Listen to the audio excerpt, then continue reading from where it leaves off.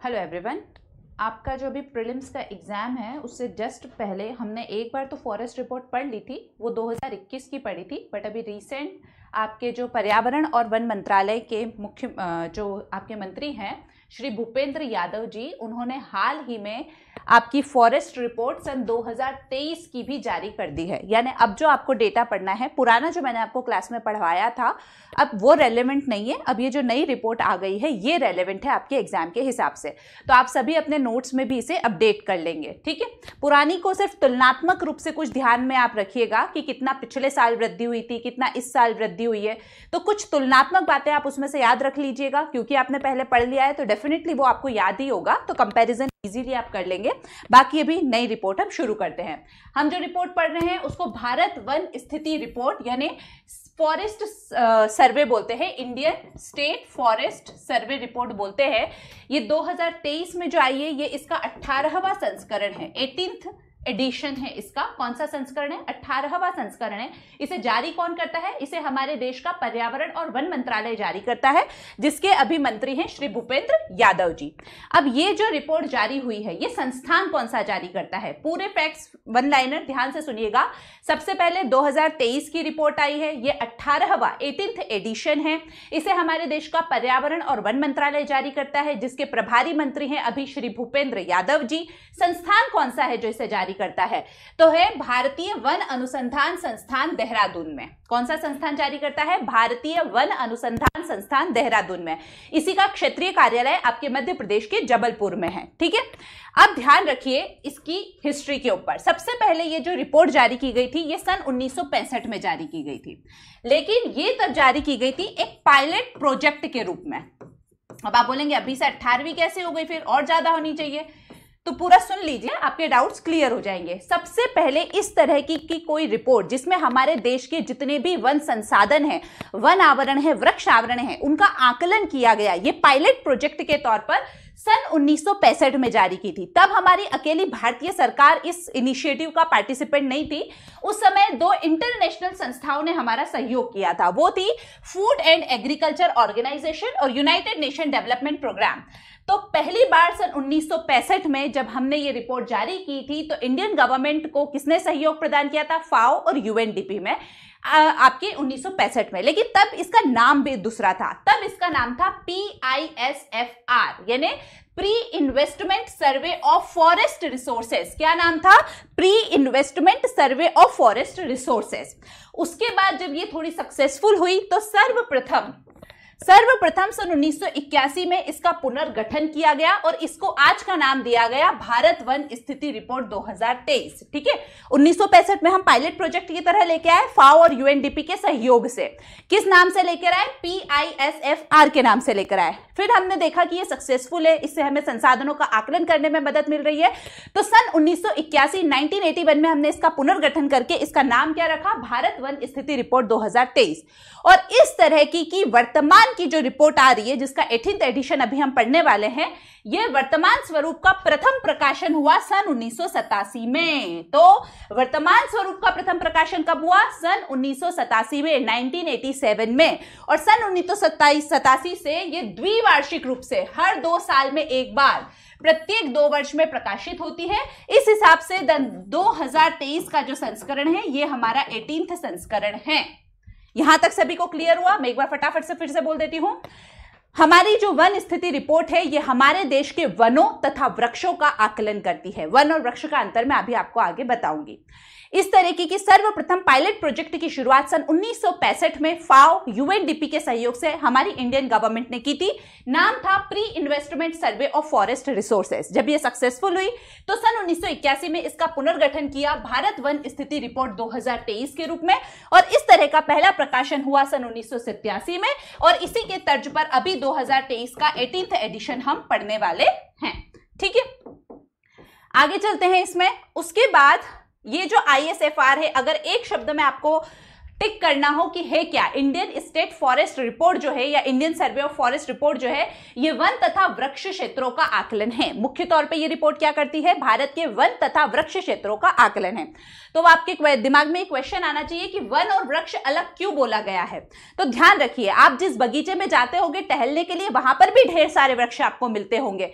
जब आप सड़कों पर घूमने निकलते होंगे सड़कों के दोनों किनारों पे आपको बहुत सारे वृक्ष मिलते होंगे, लेकिन उन्हें आप वन नहीं कहते हैं, उन्हें आप जंगल नहीं कहते हैं, क्योंकि जंगल की, वन की अपनी एक परिभाषा है। वृक्ष आप कहीं पर भी बोल सकते हैं, लेकिन जंगल आप कब बोलेंगे, जब किसी क्षेत्र के न्यूनतम 1 हेक्टेयर में वन हो। जैसे आप मान लीजिए एक इतने बड़े मैदान में है, अगर इसके 1 हेक्टेयर में वन है और ये 1 हेक्टेयर उसके कुल क्षेत्रफल का न्यूनतम 10% हो, तब वो वन कहलाएगा। ये दोनों शर्तें आपकी एक साथ पूरी होनी चाहिए।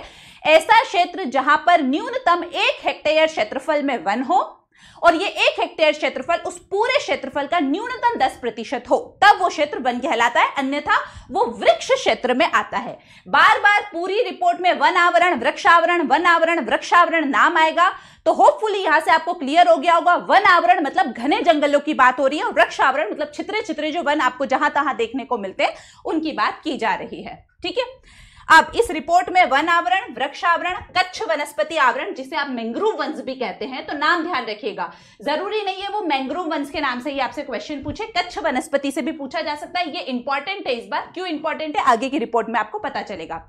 कार्बन स्टॉक, वनाग्नि की घटना और कृषि वानिकी, इस सब के बारे में हमें जानकारी दी गई थी। तो चलिए मुख्य निष्कर्ष पे चलते हैं।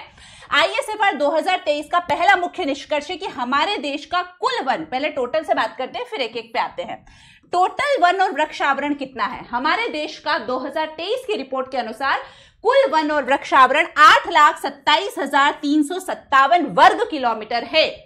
8,27,357 वर्ग किलोमीटर है, जो देश के कुल क्षेत्रफल का 25.17% है। और हमारी जो वन रिपोर्ट है, वन अधिनियम है, उसके अनुसार, या जिसको आप वन नीति भी बोलते हैं, उसके अनुसार हमारे देश के 33% क्षेत्रफल पर वन आवरण, वृक्षावरण होना चाहिए। और अभी कितना है? 25.17%, यानी बहुत कम है। ठीक है, रिक्वायर्ड कितना है? 33% है। तो देश का कुल वन आवरण और वृक्षावरण देश के कुल क्षेत्रफल का एग्जैक्ट नंबर याद रखना, वहां 25.17, 25.18, 25.19 ऐसे दे दिया जाएगा, तो एग्जैक्ट डेटा यहां पे आपको याद रखना है, 25.17% है। ठीक है, इस वृक्षावरण और वनावरण कुल में टोटल वनावरण कितना है, मतलब जिस जंगल की हम बात करते हैं वो कितना है? वो है 7,15,343 वर्ग किलोमीटर। 7,15,343 वर्ग किलोमीटर, जो देश के कुल क्षेत्रफल का 21.76% है। ये 25.17 है, ये 21.76% है। और वृक्षावरण कितना है? वही जो बगीचे में, सड़क के किनारे पे जो आपको वृक्ष देखने को मिलते हैं, वो 1,12,014 वर्ग किलोमीटर है, जो देश के कुल क्षेत्रफल का 3.41% है। ये तो हो गया एक स्टेटस। अब 2021 की रिपोर्ट की तुलना में 2023 में, यानी 2 वर्षों में, देश के इन वनावरण या वृक्षावरण में वृद्धि हुई है या कमी हुई है? तो अच्छी बात यह है कि टोटल वृद्धि हुई है। तो सबसे पहले कुल वनावरण और वृक्षावरण में 2021 की रिपोर्ट की तुलना में 1,445 वर्ग किलोमीटर की वृद्धि हुई है, 1,445 किलोमीटर की वृद्धि हुई है। वनावरण में 156 वर्ग किलोमीटर की वृद्धि हुई है और वृक्षावरण में 1,289 वर्ग किलोमीटर की वृद्धि हुई है। ये जो पूरी टेबल आपको दिख रही है, ये आपकी एग्जाम के हिसाब से मोस्ट इंपॉर्टेंट है, इसे आपको याद रखना है। अब कुछ और डेटा देखते हैं। तो वन आवरण हमने देख लिया, वृक्षारोपण हमने देख लिया, कुल वन और वृक्ष देख लिया। स्क्रब यानी झाड़ियां कितनी हैं हमारे देश में, झाड़ियां कितनी हैं? तो झाड़ियां हैं 43,622 वर्ग किलोमीटर, जो देश के कुल क्षेत्रफल का 1.33% है। गैर वन क्षेत्र मतलब जिसपे ना वन है, ना वृक्ष है, ना झाड़ियां हैं, अब उस पे या तो आपने कोई इंडस्ट्री लगाई हुई है या भवन बनाए हुए हैं, एनीथिंग, वो है 24,16,489 वर्ग किलोमीटर, जो देश के कुल क्षेत्रफल का 73.50% है। इस हिसाब से अगर हम टोटल काउंट करें तो हमारे देश का कुल क्षेत्रफल 32,87,469 वर्ग किलोमीटर होता है, 100% कवर हो जाता है। यहां पर अगर आपको डाउट है, 32,87,263 वर्ग किलोमीटर इन जनरल हम पढ़ते हैं, इसमें पाक ऑक्यूपाइड कश्मीर और अक्साई चीन दोनों को कवर करके लिखा हुआ है ना, इसलिए यहां पर ये वाला वर्ग किलोमीटर आया है। जब आप हिंदी ग्रंथ अकादमी की बुक पढ़ेंगे वहां पर भी बार बार भारत का जो क्षेत्रफल है वो यही मेंशन किया हुआ है। ठीक है, क्यों? क्योंकि पाक ऑक्यूपाइड कश्मीर और अक्साई चीन को भी हमने इसमें शामिल कर लिया है। अगली टेबल पे चलते हैं। हमारे देश में कितने क्षेत्रफल पर वन और वृक्षावरण होना चाहिए? तो रिपोर्ट के अनुसार 33% होना चाहिए। यह पर्यावरण की दृष्टि से सर्वाधिक अनुकूल दशा है, लेकिन हमारे देश में है कितना? 25.17% है। तो क्या पूरे देश में ऐसा है? नहीं। अगर हम राज्यवार स्थिति को देखें तो कुछ राज्य बहुत अच्छी कंडीशन में है, बहुत अच्छा वनावरण वृक्षावरण का प्रतिशत है वहां पे। हम क्षेत्रफल की बात नहीं कर रहे हैं, हमें 33% काउंट करना है। ठीक है, तो देश के 19 राज्यों और केंद्र शासित प्रदेशों में, नंबर ध्यान रखेंगे, टोटल 19, 20 में एक कम, 19 राज्य और केंद्र शासित प्रदेश ऐसे हैं जिनके कुल क्षेत्रफल के 33% से ज्यादा पर वनावरण और वृक्षावरण है। कितने? 33% से ज्यादा वनावरण और वृक्षावरण। राज्य कितने हैं? केंद्र शासित प्रदेश राज्य दोनों मिलाकर रिपोर्ट बोल रही है 19, और उसमें से भी 8 राज्य और केंद्र शासित प्रदेश ऐसे हैं जिनमें 75% से अधिक वनावरण वृक्षावरण है। बहुत इंपॉर्टेंट है, 75% से ज्यादा। हमें कितना चाहिए पर्यावरण की दृष्टि से? 33%, लेकिन हमारे देश के 8 राज्य और केंद्र शासित प्रदेश ऐसे हैं जिनमें 75% से ज्यादा वनावरण और वृक्षावरण है। इसमें ज्यादातर आपके नॉर्थ ईस्ट के स्टेट से हैं और आपके अंडमान निकोबार और लक्षद्वीप हैं। तो देख लेते हैं एक बार नाम: मिजोरम, लक्षद्वीप, अंडमान निकोबार, अरुणाचल प्रदेश, नागालैंड, मेघालय, त्रिपुरा, मणिपुर में 75% से अधिक है। अब यहां आपको नाम याद नहीं होते हैं तो सिर्फ एलिमिनेशन मेथड याद रखिएगा। 75% से ज्यादा वनावरण और वृक्षावरण नॉर्थ ईस्ट के राज्यों में है, पूर्वोत्तर के राज्यों में है, साथ में लक्षद्वीप और अंडमान निकोबार में है। बाकी भारत के किसी भी राज्य और केंद्र शासित प्रदेश में 75% से ज्यादा नहीं है, और मोर देन 33% कितने में है? 19 में है। चलिए अगले इंपॉर्टेंट फैक्ट पे आते हैं। वन और वृक्ष आवरण में अधिकतम वृद्धि दर्शाने वाले शीर्ष राज्य, मतलब 2021 में इन राज्यों के पास जितना वन और वृक्ष आवरण था, 2023 तक आते आते इन्होंने वन संरक्षण का कार्य किया और अपने वन आवरण और वृक्ष आवरण में वृद्धि दर्शाई है। सबसे ज्यादा वृद्धि दर्शाई है छत्तीसगढ़ ने, 684 वर्ग किलोमीटर की वृद्धि। ये नंबर आपको याद रखने की जरूरत नहीं है, आप सिर्फ स्टेट के नाम टॉप 4 याद रखेंगे, लेकिन डेटा की एक्यूरेसी के लिए हमने यहां पर आपको नंबर्स भी दिए हैं। ठीक है, तो छत्तीसगढ़ में सबसे ज्यादा वनावरण और वृक्षावरण, ये दोनों की बात की जा रही है ना, प्लीज हेडिंग ध्यान रखिएगा। छत्तीसगढ़ में कुल वनावरण वृक्षावरण में सर्वाधिक वृद्धि हुई है। सेकंड नंबर पे आता है उत्तर प्रदेश, फिर उड़ीसा और फिर आता है आपका राजस्थान। तो छत्तीसगढ़, उत्तर प्रदेश, उड़ीसा और आपका राजस्थान। ठीक है, तो ध्यान रखिएगा CUOR है ना, CUOR। जब भी कहीं पे तख्ता पलट होता है तो ये स्पेलिंग देखने को मिलती है। कूप हो गया है ना, सेना का तख्ता पलट हो गया है तो कूप हो गया है, इसी में बस आपको आर और लगा देना है। तो हमारे यहाँ पे वन आवरण और वृक्षावरण में कूप हो गया है। कैसे? छत्तीसगढ़, उत्तर प्रदेश, उड़ीसा और राजस्थान। ठीक है, चलिए नेक्स्ट पे चलते हैं। सबसे ज्यादा कमी किसमें हुई है? अब ये आपकी एग्जाम के लिए सर्वाधिक महत्वपूर्ण हो गया है, क्योंकि अभी भी ये फैक्ट 2 हैं यहां पर जो आपको बहुत ध्यान से याद रखने हैं। देश के टोटल जितने भी राज्य और केंद्र शासित प्रदेश हैं उनमें क्षेत्रफल के अनुसार, किसके अनुसार? प्रतिशत के अनुसार नहीं, क्षेत्रफल के अनुसार सर्वाधिक वनावरण और वृक्षावरण मध्य प्रदेश का है, विच इज वेरी गुड, है ना। देश के जितने भी राज्य हैं, केंद्र शासित प्रदेश हैं, उनके कुल क्षेत्रफल की दृष्टि से सर्वाधिक वनावरण और वृक्षावरण मध्य प्रदेश में है। लेकिन एक चिंता का विषय आ गया, क्या? 2021 से 2023 के दौरान मध्य प्रदेश के वन आवरण और वृक्षावरण में सर्वाधिक कमी दर्ज की गई है। यहां पे कमी सर्वाधिक हुई है। कमी होने के बावजूद अभी भी हम रैंक 1 पे बने हुए हैं। ये 2 फैक्ट अलग अलग हैं जिसे आपको कंफ्यूज नहीं करना है ना, क्योंकि हमारे पास इतना ज्यादा वनावरण और वृक्षावरण है क्षेत्रफल की दृष्टि से कि उसमें कुछ कमी हो जाने के बावजूद हम टोटल में टॉप पे बने हुए हैं। लेकिन चिंता का विषय है, अगर ये कमी जारी रही तो हम आगे टॉप पे नहीं रह पाएंगे। ठीक है, तो ध्यान रखिएगा, सर्वाधिक कमी इन 2 सालों में कुल वनावरण और वृक्षावरण में मध्य प्रदेश में हुई है, फिर कर्नाटक में हुई है, फिर लद्दाख में हुई है और फिर नागालैंड में हुई है। ठीक है, मसलन आपने पढ़ा होगा, मसलन शब्द पढ़ते हैं आप, एक ये उर्दू भाषा का शब्द है। ऐसा हो गया मसलन, आप समझ लीजिए, उदाहरण कर लीजिए। तो मसलन की जगह आपको मकलन याद रखना है। हम ये क्यों पढ़ रहे हैं? मसलन मध्य प्रदेश में ज्यादा कमी हो गई तो मसलन से मकलन याद रखना है कमी के लिए। म से मध्य प्रदेश, क से कर्नाटक, ल से लद्दाख और न से नागालैंड। ठीक है, और प्लीज क्योंकि मध्य प्रदेश का है तो हम फॉर सेफ्टी, वैसे डेटा नहीं पूछेगा बट फॉर सेफ्टी हमें क्वेश्चन नहीं छोड़ के आना है, तो हम ये वाला डेटा भी याद करेंगे। तो मध्य प्रदेश में जो कमी आई है वो कितनी हुई है, 612.41 वर्ग किलोमीटर की कमी आई है।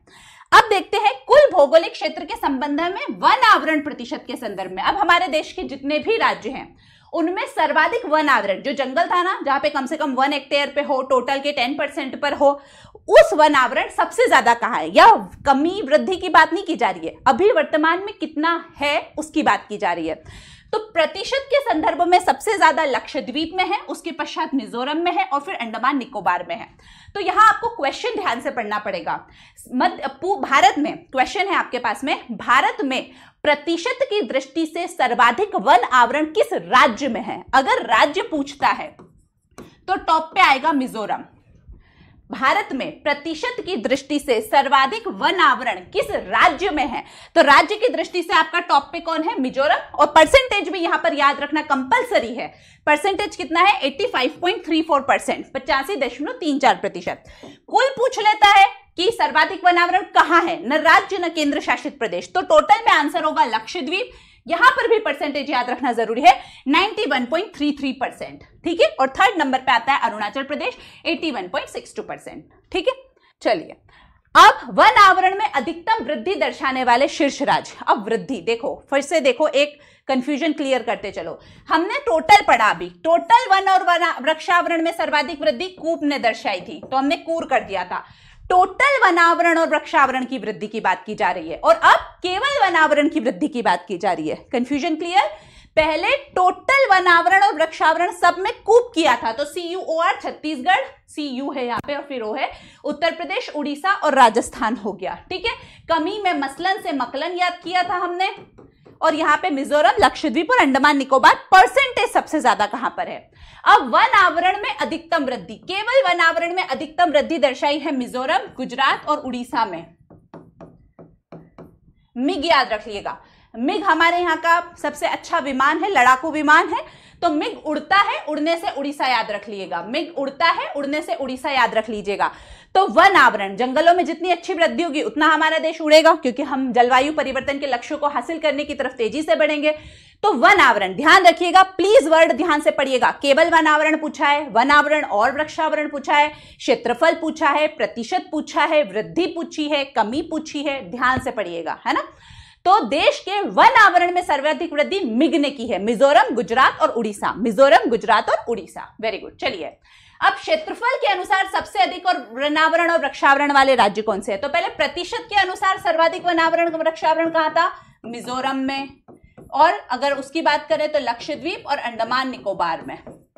ठीक है, ये तो हो गया प्रतिशत की दृष्टि से। अब भी इतना है, क्षेत्रफल के अनुसार सर्वाधिक वनावरण और वृक्षावरण मध्य प्रदेश में है, फिर अरुणाचल प्रदेश में है और फिर महाराष्ट्र में है। तो मैम से MAM याद रखिएगा, मध्य प्रदेश, अरुणाचल प्रदेश और महाराष्ट्र, मध्य प्रदेश, अरुणाचल प्रदेश और महाराष्ट्र। क्षेत्रफल के अनुसार आप क्या याद रखेंगे, मैम। मध्य प्रदेश में आपको पता है सबसे ज्यादा है, तो बाद वाला M महाराष्ट्र हो जाएगा और A से अरुणाचल प्रदेश। चलिए क्षेत्र के अनुसार सबसे अधिक वन आवरण वाले शीर्ष राज्य। अब क्षेत्रफल के अनुसार सबसे अधिक वन आवरण वाले शीर्ष राज्य। अब ध्यान रखिए, ये वन आवरण में अधिकतम वृद्धि दर्शा रहे थे, ये प्रतिशत के अनुसार वन आवरण था। बहुत ध्यान से सुनिएगा, प्रतिशत के अनुसार वन आवरण, वन आवरण में वृद्धि, क्षेत्रफल के अनुसार कुल वन और वृक्षावरण।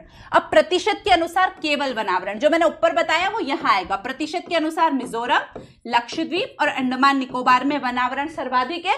क्षेत्रफल के अनुसार सर्वाधिक वनावरण है वही मध्य प्रदेश, अरुणाचल प्रदेश और छत्तीसगढ़। तो मैक याद रखिएगा, मैं एक बार आपको रिवाइज कराऊंगी, आपको सब समझ में आ जाएगा। ठीक है, चलिए ये यहां हो गया, हम यहीं से इसको रिवाइज करेंगे। देखो सबसे पहले देश में कुल वनावरण और वृक्षावरण सर्वाधिक कहां पर है, कुल वनावरण और वृक्षावरण सर्वाधिक कहां पर है, तो मैम में है।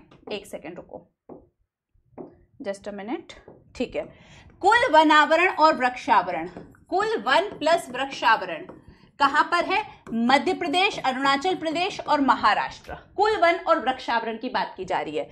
इस कुल वन प्लस वृक्षावरण में वृद्धि सबसे ज्यादा कहां हुई है, ये वृद्धि का साइन है, तो वो हुई है कूप में, CUOR, छत्तीसगढ़, उत्तर प्रदेश, उड़ीसा और राजस्थान में। ठीक है, अब प्रतिशत की दृष्टि से वन आवरण, सिर्फ वन आवरण की बात कर रही हूं मैं, वो कहां है सर्वाधिक, तो वैसे लक्षद्वीप में है, फिर मिजोरम में है और फिर अंडमान निकोबार में है। ठीक है, अब क्षेत्रफल की दृष्टि से वन आवरण सबसे सर्वाधिक कहां पर है, तो आपके मध्य प्रदेश में है।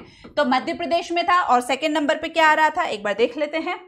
प्रतिशत की दृष्टि से क्षेत्रफल के अनुसार, हाँ ठीक है, मैक में है, MAC, मध्य प्रदेश, अरुणाचल प्रदेश और छत्तीसगढ़। ठीक है, अब इस क्षेत्रफल में यहां से देखिए वन आवरण और वृक्षावरण की बात कर रहे हैं। अब कुल वन और वृक्षावरण, कुल वन और वृक्षावरण में वृद्धि, केवल प्रतिशत का वन आवरण क्षेत्रफल के अनुसार भी हो गया। ठीक है, अब ये वाला आता है वन और वृक्षावरण वाले शीर्ष राज्य, तो MAM हो गया। मैंने कुछ गलत तो नहीं बता दिया, एक बार फिर से देख लूं। कुल वन और वृक्षावरण हो चुका था, वृद्धि हो चुकी है, प्रतिशत में वनावरण हो चुका है, क्षेत्रफल में वनावरण हो चुका है। कमी कहां पर आई है, कमी आई है मध्य प्रदेश में, ये आपको इंपॉर्टेंटली याद रखना है। चलिए अब एक बार हम स्लाइड से भी देख लेते हैं दोबारा, ताकि हमें कहीं कोई कंफ्यूजन ना रह जाए। तो टोटल वनावरण और वृक्षावरण में वृद्धि किसने दर्शाई है, कूप कर दिया है, वृद्धि दर्शाने के लिए कूप कर दिया है। कमी दर्शाई है मकलन ने, कमी दर्शाई है मकलन ने। कुल वनावरण प्रतिशत मिजोरम और लक्षद्वीप, वन आवरण में वृद्धि मिजोरम और गुजरात, वन आवरण में वृद्धि, जंगल बढ़ाया और उड़ गया हमारा मेघ। ठीक है, फिर वन और वृक्षावरण वाले शीर्ष राज्य MAM, फिर वन आवरण वाले शीर्ष 3 राज्य MAC। ठीक है, चलिए अब देखिए देश में कुल उपलब्धियां भी हुई है और कुछ चिंताएं भी आई है। उपलब्धियां क्या हुई है, बांस वाला जो क्षेत्र है जहां पर बांस के पौधे लगाए जाते हैं, बांस के वृक्ष लगाए जाते हैं, उसके कुल क्षेत्रफल में वृद्धि हुई है। वो कितना हो गया है, डेटा याद रखेंगे, 1,54,670 वर्ग किलोमीटर, जो 2021 की तुलना में 5,227 वर्ग किलोमीटर की वृद्धि दर्ज करता है। 2021 की तुलना में बांस के क्षेत्रफल में 5,227 वर्ग किलोमीटर की वृद्धि हुई है, जो वर्तमान में 1,54,670 वर्ग किलोमीटर हो गया है। दूसरी अच्छी बात है ये कार्बन स्टॉक। कार्बन स्टॉक का मतलब आप समझते हैं, हमारे जो वृक्ष है वो कार्बन डाइऑक्साइड के बहुत अच्छे संग्रह करता है, क्योंकि वो फूड के रूप में, प्रकाश संश्लेषण में उसका यूज करते हैं। तो बहुत सारी कार्बन डाइऑक्साइड को एक संग्रहणकर्ता के रूप में वो काम करते हैं, जिसे हम कार्बन स्टॉक कहते हैं। तो वृक्ष में वृद्धि हुई है तो कार्बन स्टॉक में भी वृद्धि हुई होगी। तो देश का कुल कार्बन स्टॉक कितना है, डेटा याद रखेंगे यहाँ पर, 7,285 मिलियन टन इतनी कार्बन डाइऑक्साइड हमारे वृक्षों ने स्टोर कर रखी है। तो देशों में, वनों में कुल कार्बन स्टॉक 7,285 मिलियन टन होने की संभावना है, जो पिछले आकलन से इस बार कितनी वृद्धि दर्ज करता है, 81.5 मिलियन टन की वृद्धि दर्ज करता है। और शीर्ष कार्बन स्टॉक वाला राज्य है अरुणाचल प्रदेश और मध्य प्रदेश, तो AMC याद रखिएगा। शीर्ष कार्बन स्टॉक किसमें है, अरुणाचल प्रदेश में, सेकेंड रैंक है मध्य प्रदेश की। ठीक है, और फिर छत्तीसगढ़ आ जाता है कार्बन स्टॉक के मामले में। अब यहां पर चिंता है, क्योंकि कमी हुई है, चिंता है, तो क्वेश्चन पूछे जाने की संभावना बनती है। बाकी सब में वृद्धि थी, एक मध्य प्रदेश के कुल वनावरण वृक्षावरण में कमी आई है, तो वहां पर आपसे क्वेश्चन पूछा जाएगा। दूसरा, यहां पर हमारे देश में इस बार मैंग्रोव कवर कम हो गया है, जिसको हम कच्छ वनस्पति कहते हैं, और अब यह घटकर 4,991 वर्ग किलोमीटर रह गया है। कितनी कमी आई है, 7.43 वर्ग किलोमीटर की कमी आई है। पूरा डेटा याद रखना पड़ेगा, कितनी कमी आई है, 7.43 वर्ग किलोमीटर की कमी आई है। कम होकर कितना रह गया है, 4,991.68 वर्ग किलोमीटर रह गया है। सबसे ज्यादा कमी आई है गुजरात में, सबसे ज्यादा कमी आई है गुजरात में 36.39 वर्ग किलोमीटर की, लेकिन 2 राज्यों ने वृद्धि भी प्रदर्शित की है। आंध्र प्रदेश में 13 वर्ग किलोमीटर की वृद्धि हुई है और महाराष्ट्र में 12 वर्ग किलोमीटर की वृद्धि हुई है। ये वाली टेबल का डेटा आपको नहीं याद करना है, यहां सिर्फ आपको नाम ध्यान रखना है। मैंग्रोव वनों की सबसे ज्यादा कमी हुई है गुजरात में और सबसे ज्यादा वृद्धि हुई है आंध्र प्रदेश और महाराष्ट्र में। सबसे ज्यादा मैंग्रोव वन कहां पाए जाते हैं, ये एक तालिका दे रखी है, टॉप नाम याद रख लो। सबसे ज्यादा मैंग्रोव वन हमारे देश में पश्चिम बंगाल में पाए जाते हैं और सेकंड नंबर पे गुजरात में पाए जाते हैं। ठीक है, बाकी आप इस पाई चार्ट को थोड़ा डिटेल देख लीजिएगा। दो मोस्ट इंपॉर्टेंट नाम मैं आपको बता चुकी हूँ। सबसे ज्यादा मैंग्रोव वन हमारे यहाँ पे पश्चिम बंगाल में, सेकेंड नंबर पे गुजरात आता है, थर्ड नंबर पे अंडमान एंड निकोबार आ जाता है। ठीक है, बाकी डिटेल आप चेक कर लीजिएगा। अब वनाग्नि कितनी हुई है? वर्ष 2023-24 में सबसे ज्यादा जंगलों में आग 3 राज्यों में लगी है, उत्तराखंड, उड़ीसा और छत्तीसगढ़। तो सबसे ज्यादा वनाग्नि से प्रभावित राज्य कौन सा है हमारे देश का? उत्तराखंड। सबसे ज्यादा जंगलों की आग से प्रभावित राज्य कौन सा है? उत्तराखंड। सबसे ज्यादा जंगलों की आग लगती है बसंत के मौसम में। एक फैक्ट और लिख लीजिएगा, सबसे ज्यादा जंगलों की आग बसंत के मौसम में फरवरी मार्च के माह में लगती है। कब लगती है? फरवरी मार्च के माह में लगती है। अब ये जो रिपोर्ट जारी करता है जो आपका देहरादून वाला संस्थान है, उसकी सहायता से भारतीय वन सर्वेक्षण जारी करता है। इंडियन फॉरेस्ट सर्वे कौन जारी करता है? Indian forest survey. कौन से संस्थान के तहत? जो देहरादून में वन प्रबंधन संस्थान है आपका, उसकी सहायता से। तो जो ये जारी करता है फॉरेस्ट सर्वे ऑफ इंडिया, इसकी स्थापना 1981 में हुई थी। 1981 में जब हमने इसका नाम चेंज किया था, ISFR करके पुनर्गठन किया था, तभी हमने फॉरेस्ट सर्वे ऑफ इंडिया की स्थापना की थी। यह भारत के पर्यावरण, वन और जलवायु परिवर्तन मंत्रालय के अंतर्गत आता है। इसने किसका स्थान लिया? पहले जो PISFR था उसका स्थान लिया। जब हम 1965 में FAO और UNDP के सहयोग से हमने प्रारंभ किया था, उसको हमने 1981 में परिवर्तित करके फॉरेस्ट सर्वे ऑफ इंडिया कर दिया। ठीक है, इसका मुख्यालय भी देहरादून में है। ठीक है, चलिए, ये हमारी पूरी अभी की ताजा जो रिपोर्ट थी वो पूरी हो चुकी है। एक बार छोटा सा कंसेप्ट देख लीजिए। भारतीय वन सर्वेक्षण जो है फॉरेस्ट सर्वे ऑफ इंडिया, ये रिपोर्ट जारी करता है। फॉरेस्ट सर्वे ऑफ इंडिया किसकी सहायता से जारी करता है? भारत में वन अनुसंधान संस्थान देहरादून की सहायता से जारी करता है। लेकिन जारी कौन करता है? Forest survey of India, FSI जारी करता है। ठीक है, बाकी ये सब आपको याद होंगे, ये निष्कर्ष भी आपको याद होंगे। बस यहां अगर कंफ्यूजन ना हो, बस इसलिए मैं इसको दोबारा रिपीट कर रही हूं। वन और वृक्ष आवरण में अधिकतम वृद्धि, कुल वृद्धि कहां हुई है? कूप वाला याद रखना है आपको, CUOR। सबसे ज्यादा कमी मकलन, कमी मकलन। केवल वनावरण, केवल जंगल में प्रतिशत कहां है? मिजोरम और लक्षद्वीप, दो याद रखना है परसेंटेज में। उसके बाद वन आवरण में सबसे ज्यादा वृद्धि किसने दर्शाई है? जंगलों की वृद्धि कहां हुई है? जंगलों की वृद्धि हुई है मिग की उड़ान के साथ। वन यानी जंगल, तो वन आवरण में वृद्धि हुई है जंगल में मिग, है ना, मिग, मिजोरम और गुजरात। क्षेत्र के अनुसार टोटल वनावरण और वृक्षावरण कहां पर है? तो मैम में है। टोटल कहां पर है? मध्य प्रदेश, अरुणाचल और महाराष्ट्र में है। वनावरण, केवल वनावरण वाले राज्य कौन से? परसेंटेज में कौन था? मिजोरम और लक्षद्वीप।